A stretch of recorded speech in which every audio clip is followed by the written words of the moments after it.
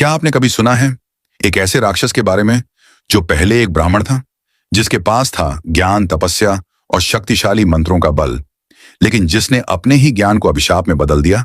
ये है ब्रह्म राक्षस का रहस्य।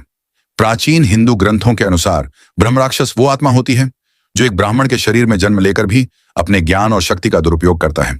जब कोई ब्राह्मण अहंकार, लालच या पाप में लिप्त हो जाता है तो मृत्यु के बाद वह मुक्त नहीं होता, बल्कि बन जाता है एक भयंकर ब्रह्म राक्षस।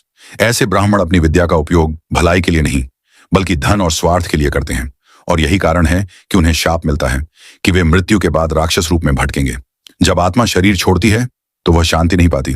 वह बन जाती है एक अग्नि जैसी आत्मा जो रात में मंदिरों, पुराने पेड़ों और श्मशानों के पास घूमती है। इसे कहा जाता है ब्रह्म राक्षस। ब्रह्म राक्षस न केवल शक्तिशाली होता है, बल्कि उसे मंत्र, वेद और तंत्र का ज्ञान भी होता है। वह अपने ज्ञान का प्रयोग भय और विनाश के लिए करता है। कहा जाता है वह उन्हीं को सताता है जो अहंकारी या अधर्मी होते हैं। लेकिन अगर कोई सच्चा साधक या अर्षि उसकी आत्मा की शांति के लिए यज्ञ करे तो वह आत्मा मुक्त हो जाती है। ऐसे ही कई कथाएं हैं जहां साधु संतों ने ब्रह्म राक्षस को मोक्ष दिलाया। जब ब्रह्म राक्षस को मुक्ति मिलती है तो उसका तेज पुनः दिव्य बन जाता है। वह फिर से ब्रह्मांड में विलीन हो जाता है, ज्ञान और विनम्रता का प्रतीक बनकर। ब्रह्म राक्षस की कहानी हमें सिखाती है कि ज्ञान का अहंकार सबसे बड़ा पाप है।